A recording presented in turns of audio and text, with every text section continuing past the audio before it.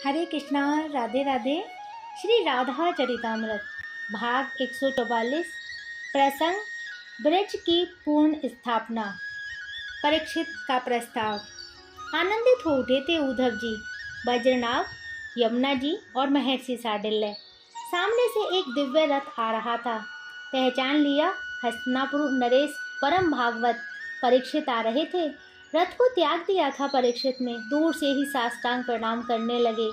दौड़कर बज्रनाभ ने हृदय से लगा लिया। उद्धव जी ने स्नेह के कर परीक्षित के मस्तक पर रखे। महर्षि शांडिल्य, उन्होंने भी आशीष दिया। क्या वृंदावन की पुनः स्थापना नहीं की जानी चाहिए? परीक्षित ने चरण बंदन करते हुए महर्षि से ही पूछा। कुछ नहीं है, अभी यहाँ सब उजड़ गया है। महर्षि, आप कृपया करके स्थलों का परिचय करा दें जहाँ जहाँ मेरे आराध्य ने लीला की है। हाँ महर्षि, आपको तो पता है मेरा ये जीवन नंद नंदन का ही है। मैं तो मर गया था। उद्धव जी, आप तो जानते हैं परीक्षित ब्रज की पूर्ण स्थापना कराना चाहते हैं, क्योंकि अवतार काल समाप्त हो चुका है और वे दिव्य स्थल गुप्त हो चुके हैं। उनको वापस प्रकाश में लाना है। नंदगांव, बरसाना, गोवर्धन और इन पावन स्थलों में भी नंद नंदन और वृषभानु दुलारी की लीला स्थली, विशेष स्थली परीक्षित भावुक हो उठे थे। हे बज्रनाभ, मैं तुम्हें ब्रज में स्थापित करने आया हूँ। हस्तिनापुर दूर नहीं है। तुम्हें ब्रज को बसाने में जो सहायता मुझसे चाहिए मैं सहर्ष दूंगा। फिर हंसने लगे परीक्षित। मैं दूंगा?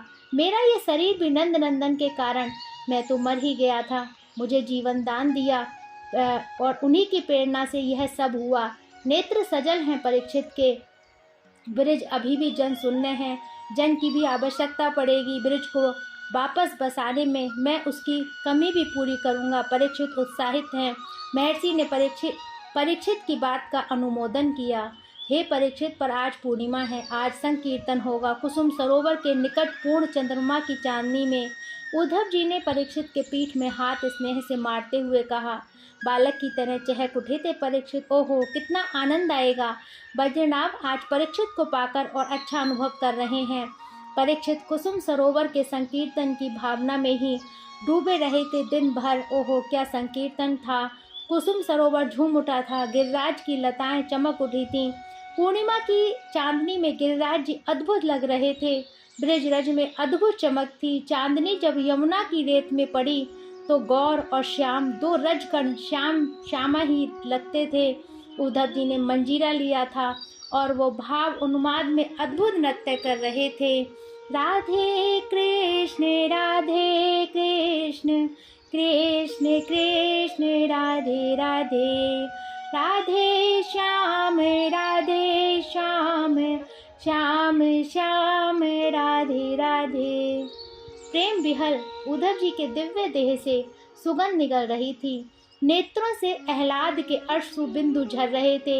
युगल संकीर्तन में देह भान कहाँ था। उद्धव जी कौन ही नहीं ऐसा लग रहा था कि पूरा वृंदावन ही नृत्य में लीन हो गया है। पर तभी दिव्य तेज, दिव्य प्रकाश गिरिराज की तलहटी में छा गया। सब अपने अपने आंखें मलने लगे थे। उद्धव जी उन्मत्त नृत्य कर रहे थे। उस तेज में से दो तेज निकले, एक गौर और एक श्याम। अष्ट सखियां चारों ओर, कोई चवर डुला रही है, कोई पंखा कर रही थी, कोई बीड़ा के तार झंकृत कर रही थी। जय जयकार हो उठी पूरे ब्रज मंडल में। और हाँ, एक आश्चर्य, वृंदावन की समस्त लताएं सखियां बन गई थीं और उनका भी नृत्य शुरू हो गया था। उद्धव जी मूर्छित हो गिरने ही वाले थे कि वृषभानु नंदिनी श्री राधा रानी ने संभाल लिया। ओहो, परीक्षित इस दृश्य को देखकर ब्रजवास का संकल्प लेने लगे ही थे कि महर्षि शांडिल्य ने उन्हें रोक दिया नहीं, क्योंकि परीक्षित, तुम्हें पता ही होगा नंद नंदन के अवतार काल बीतते ही कलयुग का आरंभ हो गया है।